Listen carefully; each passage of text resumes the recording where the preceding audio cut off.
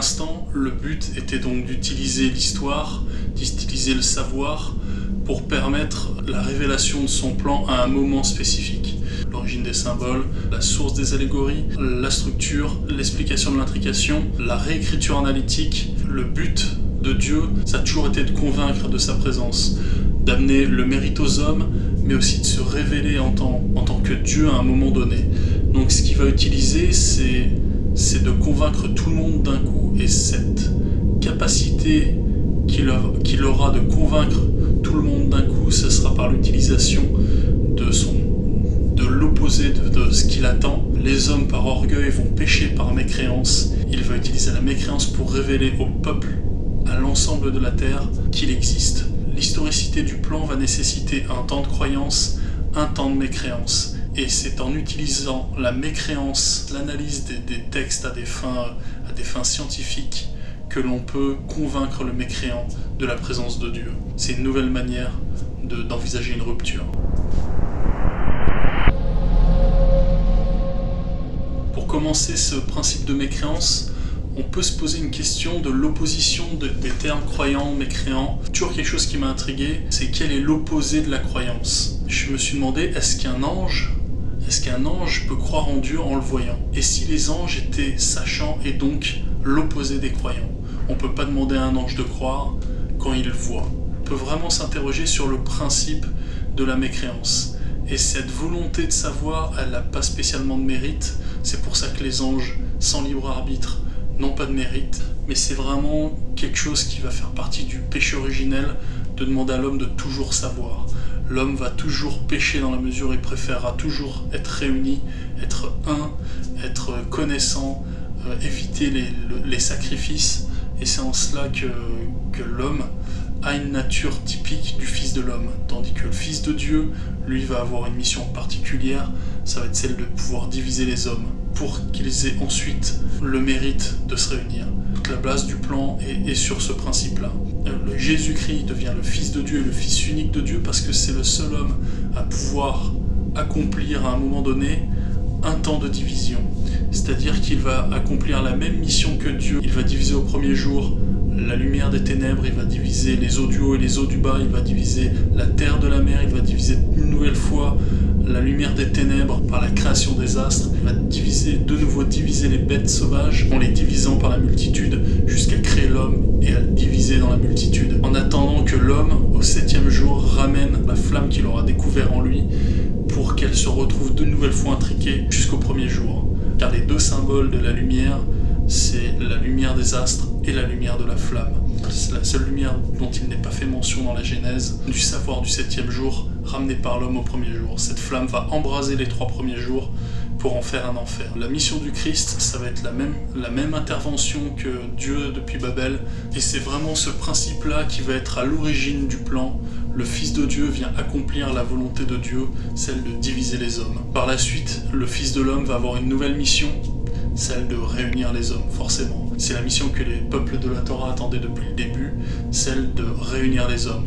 Étant divisés du reste du monde, étant condamnés à garder le savoir de la Torah orale pour eux, sans avoir à la diffuser, ils attendent le retour du Fils de l'homme, tandis que le Fils de Dieu a une mission complémentaire mais antérieure. C'est là où on comprend que le savoir du peuple de la Torah était limité à leur attente propre.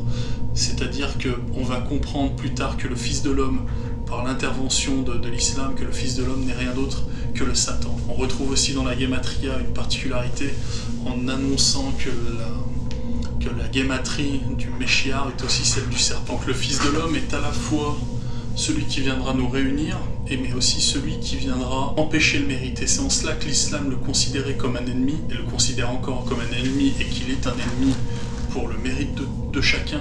C'est que l'islam, étant une religion un peu plus jeune, va avoir un temps limité de mérite, et elle aimerait bien avoir un maximum de mérite le plus longtemps possible. Que le Dajjal, l'Antéchrist, va être un ennemi au mérite de cette Ummah. Et ça devient assez logique que les prophéties se confrontent, c'est que chaque peuple va avoir son propre désir. Et chaque eschatologie va révéler ce désir-là. Tout est cohérent à partir du moment où vous écoutez chacun des peuples, ce que chaque peuple désire. La mécréance, une conviction orgueilleuse, sans beauté, vraiment, le mécréant suprême, le serpent, va convaincre les mécréants que Dieu existe, par l'excellence de son plan, par la science qu'il amène. Par la suite, on va devoir faire attention à ne pas être attiré par une compréhension qui tombe du ciel. Le savoir est donné par Dieu, la compréhension, elle est donnée que par le diable. Le but, c'est que Dieu espère que l'homme ne soit pas attiré par simplement l'attrait du savoir, l'attrait de la compréhension, et qui va chercher à l'intérieur de lui les préceptes pour comprendre ses livres. Le symbole de ça, c'est l'étude dans la caverne. Donc, tous les prophètes vont essayer sans se faire influencer par la lumière extérieure, la lumière des astres, ils vont devoir dans la montagne, qui est symbole du savoir, étudier en eux-mêmes, comprendre les livres en eux-mêmes. La première chose qu'il y avait à comprendre, c'est que la Torah attribue à un seul homme le nom de l'homme. Et il n'y en a qu'un. Il n'y en a qu'un, c'est Adam. Et c'est le seul homme qui va arriver à convaincre Dieu lui-même de mériter cet attribut. C'est-à-dire que dans son plan, un homme qui arrive à réaliser quelque chose d'exceptionnel, et c'est, encore une fois, c'est le serpent. C'est là où ça se mord la queue, c'est qu'un temps où il est l'élu, il va devenir le déchu. Cette expression-là, elle est représentée sur la structure métaphorique en 3 temps, par un principe d'élévation et d'arabaissement. Quand on élève un homme, cet homme va devenir tout droit. Et ça, c'est le symbole de celui qui est élevé, et c'est la croix du Christ. Tandis que quand on veut rabaisser un homme, on va le rabaisser, et ça va le courber, c'est le symbole du serpent.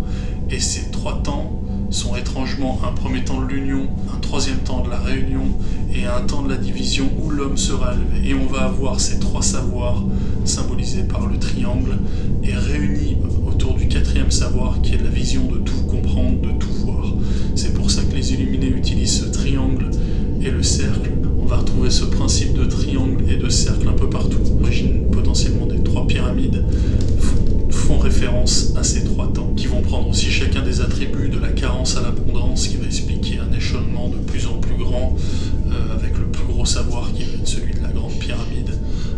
On va faire un rappel à Orion, qui va avoir une spécificité d'être aussi dernier ange de l'Apocalypse, avec la capacité d'être à la fois un pied dans l'eau, un pied sur terre. On va retomber sur Orion, qui va porter l'arc-en-ciel, qui est aussi un symbole d'alliance très particulier, très intéressant, qu'on va retrouver aussi chez les Illuminés. Et ce mode métaphorique aussi, ce principe, va être retrouvé dans tout ce qui va être logo, expression illuminée, des débuts de films. Potentiellement, c'est la manière de réunir les religions en une nouvelle compréhension. Voilà, donc faites attention, le Dajjal, il a une fonction, c'est charmant, mais par rapport à ce système de mécréance, on va voir que si la Bible et le Coran et les mythes sont un système, comme tout système et sous-système, c'est conçu potentiellement sur 7 règles qui vont être synthétisées par 7 sceaux. J'ai travaillé là-dessus dans les épisodes précédents. N'hésitez pas à regarder un peu ce que ça donne, c'est assez intéressant.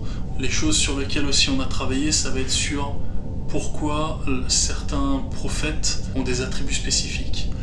Et ben, il y a une phrase, moi, qui m'a un peu marqué, c'était le fait que Christ condamne les Juifs d'être de la synagogue de Satan. Et ce qui est très particulier, c'est que la personne la plus attendue par le peuple de la Torah, ça va être effectivement d'attendre un prophète qui prend tous les attributs du diable. Et ça, c'est Élia. Élia va avoir la particularité de tuer des hommes, se repentir mais continuer à tuer. Il va avoir la capacité d'être plus fort que l'ange de la mort. Il va voler vers Dieu en étant immortel, en maîtrisant le feu tombé du ciel.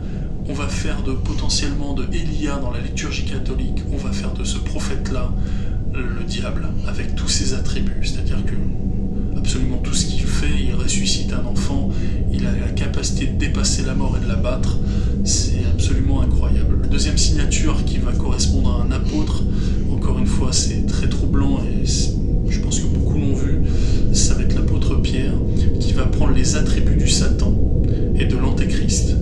Il va être inspiré du savoir du Père, à savoir que celui qui est inspiré du savoir du Père, c'est Satan. Et au moment où Christ va lui demander qui il est, tu es le Fils de Dieu, en faisant référence donc à un savoir, mais aussi à une culture égyptienne, c'est-à-dire que le peuple de la Torah, en attendant le Fils de l'homme, Pierre, en expliquant qu'il y a un amalgame entre le Fils de l'homme et le Fils de Dieu, vient expliquer que Christ est une prophétie égyptienne du Fils de Dieu Osiris, tandis que le retour du Fils de l'homme viendra après par Horus. Et c'est pour ça que les illuminés suivent, attendent le retour d'Horus, l'œil au savoir, etc., qui fait potentiellement allusion au Dajjal.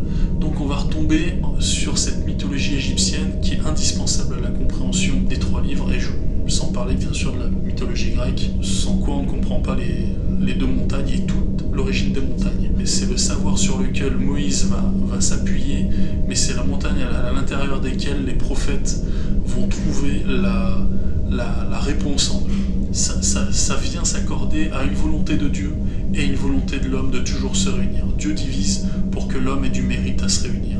Cette compréhension va être complétée par le fils de Mariam. Le fils de l'homme et le fils de Dieu sont tous les deux des fils de Mariam, parce que dans leurs actions du premier, deuxième et troisième temps, donc on a au premier temps la volonté de l'union, on a au troisième temps la volonté de réunion, et on a donc au deuxième temps la volonté de division. Et bien ces 3 temps réunis ensemble forment la volonté de Marie, la volonté de la nouvelle Ève. C'est que le messager a toujours avoir la volonté de Marie, de la femme, de toujours sauver ses enfants. Et ce symbole-là va être utilisé comme étant le voile noir éventuellement, qui va englober ces 3 temps. Et la volonté de Dieu, la volonté suprême de Dieu, c'est celle-là, c'est de toujours sauver les hommes quoi qu'il arrive. Et on retrouve encore une fois l'allégorie de Christ. En parallèle de ça, c'est que de cette conception-là, mécréante, logique de la structure métaphorique des livres, on se rend compte qu'un homme doit toujours avoir une mère, dans la mesure où elle a toujours au fond d'elle cette volonté de sauver les hommes. Et c'est pour ça potentiellement que l'homosexualité n'est pas quelque chose de bien vu métaphoriquement. Encore une fois, le fait d'avoir 2 pères signifie ne pas avoir de mère, et donc ne pas avoir cette volonté propre à chacun de sauver tout le monde. Voilà, ça explique pourquoi autant de conflits potentiellement. C'est assez intéressant, ça remet le cadre de l'homosexualité sur une nouvelle compréhension, et ça ramène le voile de la femme sur une nouvelle compréhension. C'est elle qui englobe tout, pendant que l'homme, il a une simple kippa. Voilà, donc recouvrir les épaules de la femme, on va revenir sur le principe de l'homme de Vitruve, sur le voile noir de la Kaaba, le voile noir de l'Apocalypse, et le manteau de la bête sauvage. J'espère que cette vidéo vous a plu. N'hésitez pas à poser des questions. Si vous avez des interrogations, des remarques, n'hésitez pas. Je suis là pour y répondre. Et d'ici là,